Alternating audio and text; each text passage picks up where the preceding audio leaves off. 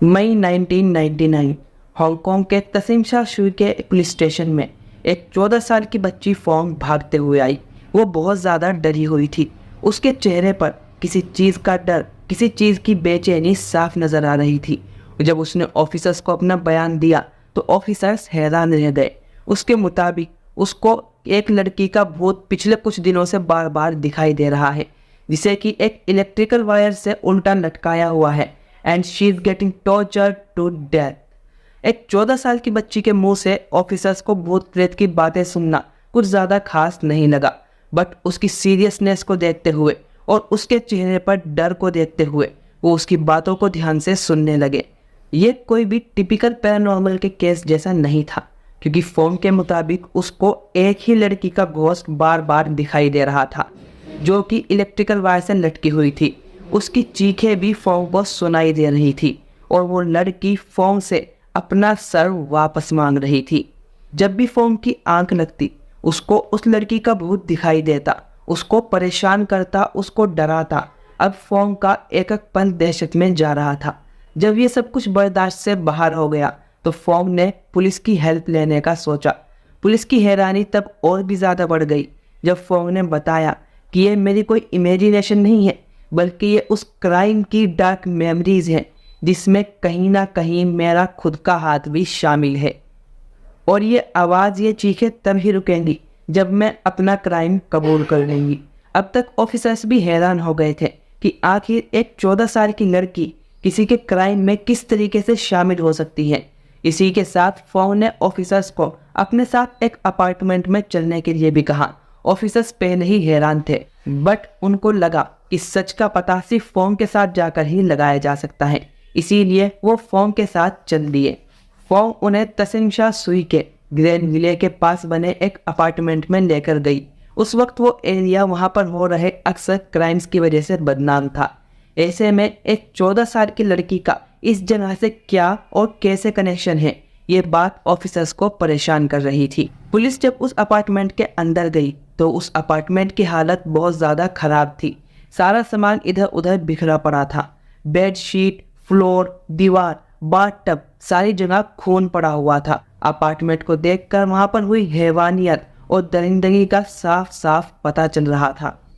Phong के कहने पर वहां पर पुलिस ने एक चीज़ को ढूंढना शुरू किया, और ये चीज़ एक स्टफ टॉय था जिसका नाम था हेलो किटी। जी हाँ, महज सिर्फ एक डॉल।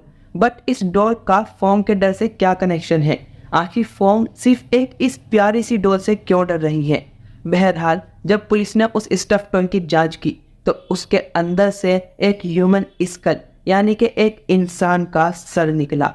ये स्कल किसका था और फोंग इस स्कल को कैसे जानती थी?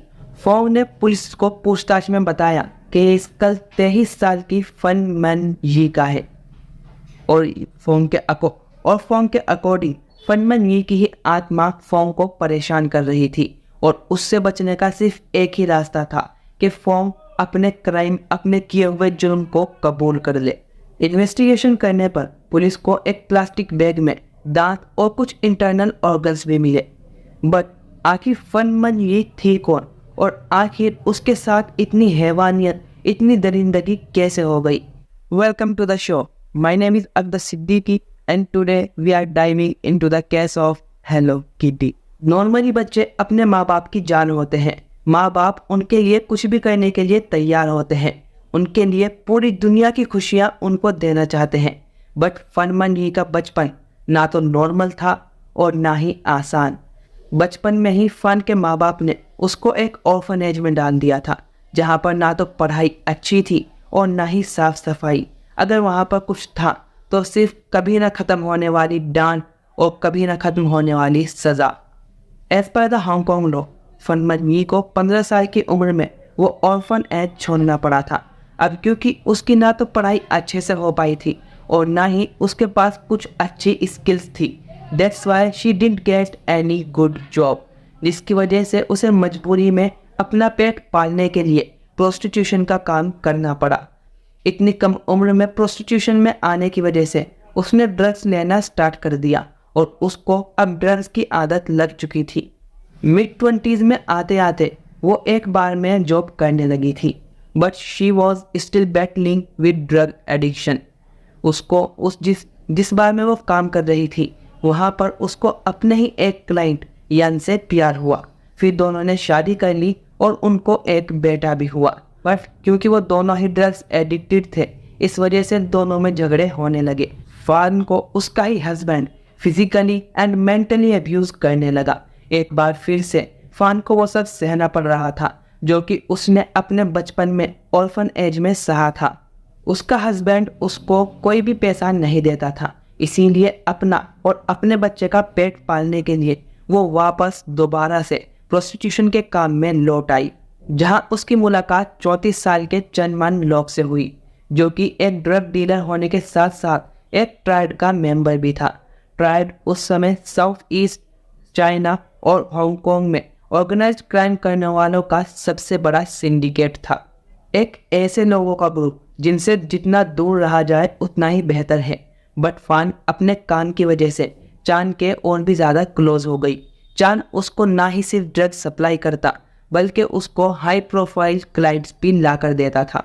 पैसा और ड्रग्स, ये दोनों चीज़ें चान फान को ला कर दे रहा था। इसीलिए धीरे धीरे फान का चान और उसके साथियों के साथ उठना बैठना ज़्यादा होने लगा। ऐसे लोग जिनसे जितना दूर रहा जाए उतना ही बेहतर है। बट अब रात रात भर नशा और प्रोस्टिट्यूशन, इसी के चारों तरफ फान की ज़िंदगी घूम रही थी। वो धीरे धीरे चान के काफ़ी ज़्यादा क्लोज आ गई थी। बट उसको ये बात नहीं पता थी कि चान और उसके लोगों की वजह से उसकी ज़िंदगी नरक बनने वाली थी। एक ऐसी ही रात जब वो सब नशे में धुत थे, फान ने चान के वॉलेट से 4000 हांगकांग डॉलर निकाल लिए, ये सोचकर कि चान को कुछ भी पता नहीं चलेगा बिकॉज वो इतना बड़ा ड्रग डीलर है, तो 4000 हांगकांग डॉलर उसके लिए एक छोटी सी ही बात होगी। But she was wrong. अगले दिन नाइट क्लब से निकलने के बाद जैसे ही चान कुछ सामान लेने के लिए ग्रोसरी स्टोर गया तो उसको पता चल गया कि उसके वॉलेट में पैसे नहीं हैं। उसको लगा कि ये काम होना हो फान का ही होगा, इसीलिए वो नाइट क्लब वापस गया और फान पर चिल्लाना शुरू कर दिया। थोड़ी सी ही मारपीट करने के बाद फान ने एक्सेप्ट कर लिया और एक्सेप्ट करने के साथ साथ उसने उसके पैसे भी उसको वापस लौटा दिए। और यही गलती फान की लाइफ की सबसे बड़ी गलती होने वाली थी। अब क्योंकि चान एक ट्राइड का मेंबर था और ऐसे में उसके वॉलेट से कोई पैसे चुरा ले, बात अब इमेज पर आ चुकी थी। इसीलिए उसने फान को विद इंटरेस्ट 10,000 हांगकांग डॉलर पे करने के लिए कहा। फान भी ये बात अच्छी तरीके से जानती थी कि चान के लिए किसी की जान लेना एक नॉर्मल सी बात है, इसीलिए उसने चान से रिक्वेस्ट की कि उसको कुछ दिन की मोहलत और दे, क्योंकि उसके लिए इतना बड़ा अमाउंट एक साथ पे करना पॉसिबल नहीं था। पैसों की ज़रूरत और डर की वजह से उसने नाइट क्लब को छोड़ दिया और वापस रेड लाइट एरिया पर चली गई। बट चान के लिए अब बात सिर्फ पैसों की नहीं थी, उसके लिए बात थी अब ईगो की। इसीलिए उसने पैसे वसूलने के लिए अपने 2 ट्राइड मेंबर 21 साल के लिंग वाइडन और 27 साल के लिंग शिंग की हेल्प से फान को कुछ ही दिनों में ढूंढ निकाला और उसे किडनैप कराकर एक अपार्टमेंट में लेकर आ गया। 5 बेडरूम वाले इस अपार्टमेंट में जहां पर फान को किडनैप करके लाया गया था, हर जगह हेलो किटी की मर्चेंडाइज लगी हुई थी। यहाँ पर हेलो किटी के ढेरों डॉल और स्टफ टॉयज पड़े हुए थे। चान ने डिसाइड किया कि वो अपने पैसों की वसूली करने के लिए हर रोज़ अपने पर्सनल क्लाइंट लाएगा और फान का सौदा करेगा, और उसने ऐसा ही किया भी। वो हर रोज़ अलग अलग क्लाइंट लाता और फान को उनके हाथों बेच देता और सारा पैसा खुद रख लेता। बट फान कितना भी कमा ले, वो चान का पैसा नहीं लौटा सकती थी क्योंकि वो बार बार इंटरेस्ट बढ़ा देता था। चान फान को और क्लाइंट्स को बेच देता, बट अब वो पैसे भी कम पड़ने लगे थे। इसीलिए अपनी फ्रस्ट्रेशन निकालने के लिए गैंग के सभी मेंबर ने सारी हदें पार कर दी। अब फान के साथ जो होने वाला था वो उसने कभी सपने में भी नहीं सोचा होगा। गैंग के तीनों मेंबर ने फान को बुरी तरीके से पीटा, उसका रेप किया और फिर उसको इतना मारा कि वो अपने पैरों पर ठीक से खड़ी भी नहीं हो पा रही थी। बट ये टॉर्चर सिर्फ एक रात में रुकने वाला नहीं था। चान फान को नए नए क्लाइंट्स को बेच देता और ड्रग्स के ओवरडोज में लाश के जैसी पड़ी हुई फान पूरे दिन दरिंदगी का शिकार होती और रात में चान और उसके साथी बारी बारी से फान के साथ दरिंदगी करते और उसको पीटते। जब वो दरद से चिल्लाती तो उसको और भी ज़्यादा ब्रूटली पीटते और उसको हंसने के लिए कहते थे। अगर वो नहीं हंसती तो उसकी और भी ज़्यादा पिटाई करते थे। चोट पहुंचने की वजह से फान की पूरी बॉडी नीली हो चुकी थी। उसकी बॉडी से अब बदबू आने लगी थी। फान की इतनी बुरी हालत होने की वजह से रेगुलर क्लाइंट्स आना बंद हो गए थे। अब सिर्फ ऐसे सैडिस्टिक क्लाइंट आते थे जो कि फान को फिजिकली तड़पाते और उसको देखकर खुश होते। फान की हालत धीरे धीरे मौत से भी ज़्यादा बदतर हो चुकी थी। ऐसे में इन 3 मेंबर्स के ग्रुप में एक और मेंबर, एक 14 साल की लड़की फोंग, जिसके बारे में मैंने शुरुआत में बताया था, जो कि पुलिस के पास भागते हुए आई थी, वो दाखिल हुई। अब वे भी उन तीनों मेंबर के साथ उसी फ्लैट में रहने लगी थी। उसने वहाँ पर जब बुरी हालत में फान को देखा तो उसको बताया गया कि ट्राइड ग्रुप के पैसे ना लौटाने की वजह से इसको पनिशमेंट दी जा रही है। वो कहते हैं ना कि हम जैसे सर्कल में रहते हैं हम भी वैसे ही हो जाते हैं। कुछ ऐसा ही फोंग के साथ भी हुआ। अब उसको ना सिर्फ फान को टॉर्चर में देखते हुए मजा आता था, बल्कि वो खुद भी फान को टॉर्चर करने लगी थी। एक 14 साल की बच्ची के दिमाग पर ऐसी हैवानियत सवार हुई कि उसको सही और गलत में फर्क नजर आना बंद हो गया।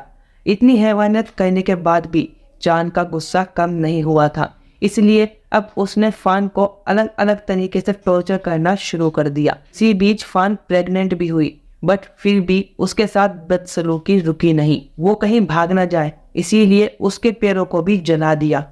अब क्लाइंट से पैसा आना बंद हो गया था और इस चीज़ की फ्रस्ट्रेशन चान और उसके साथियों ने फान पर ही निकाली। फान पर टॉर्चर करना जैसे चान और उसके साथियों के लिए एक एंटरटेनमेंट का जरिया हो गया हो। एक वक्त ऐसा आया कि 14 साल की फोंग भी इस हैवानियत को देखकर डरने लगी, बट फिर चान ने उस पर प्रेशर बनाया ये सब देखने के लिए।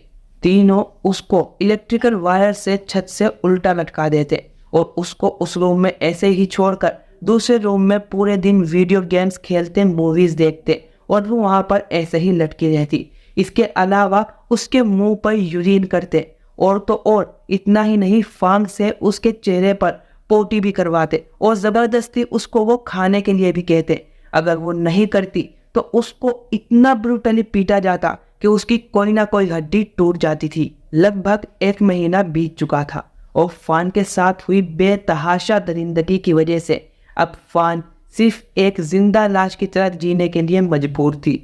खाना ना मिलने की वजह से उसकी बॉडी बहुत ज़्यादा कमज़ोर हो गई थी, इसीलिए वो रह रहकर बेहोश हो जाती, बट उसके ऊपर टॉर्चर नहीं रुकता। अब उसकी हालत इतनी ख़राब हो चुकी थी कि उसकी पूरी बॉडी में एक इन्फेक्शन फैल चुका था। इधर दूसरी तरफ फान का हस्बैंड उसको जगह जगह तलाश कर थक चुका था। अब उसको सिर्फ एक ही उम्मीद थी कि फान शायद किसी वजह से काम पर गई होगी और जब उसका काम हो जाएगा तो वो वापस आ जाएगी, बट उसको फान के ऊपर हो रहे टॉर्चर की ज़रा सी भी खबर नहीं थी। एक दिन फान को अधमरी हालत में तड़पते हुए छोड़कर उसको बाथरूम में लॉक कर सभी लोग बाहर पार्टी करने चले गए। रात को जब वापस आए, फोंग ने बाथरूम का दरवाज़ा खोला तो उसने देखा कि फान की सांसें अब थम चुकी थी। इतने दिन टॉर्चर सहने के बाद अब उसने सांस तोड़ दी थी। अब वो इस दुनिया में नहीं रही थी।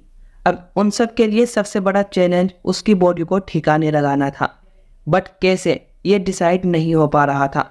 अगले दिन चांद के कहने के मुताबिक उसकी बॉडी के छोटे छोटे टुकड़े कर डाले और टुकड़े सड़कर बदबू ना करने लगे, इसीलिए उनको उबालना शुरू कर दिया। ये सब करने में 10 घंटे लग गए और अब सबको भूख भी लगने लगी थी, इसीलिए उन्होंने नूडल बनाने का डिसाइड किया। और ये नूडल्स उस बर्नर में बन रहे थे जिस बर्नर में बगल पर फान का सर उबल रहा था, और जो चम्मच नूडल्स में इस्तेमाल किया जा रहा था वही बगल में उबल रहे फान के सर में भी इस्तेमाल किया जा रहा था। कैन यू इमेजिन, कोई इतना दरिंदा, इतनी हैवानियत कैसे कर सकता है। जब तक सबने खाना खाया तब तक फान का सर उबलकर अब सिर्फ उसमें स्कल बचा था, बट उनको ये समझ में नहीं आ रहा था कि आखिर इस स्कल को कहाँ पर ठिकाने लगाया जाए।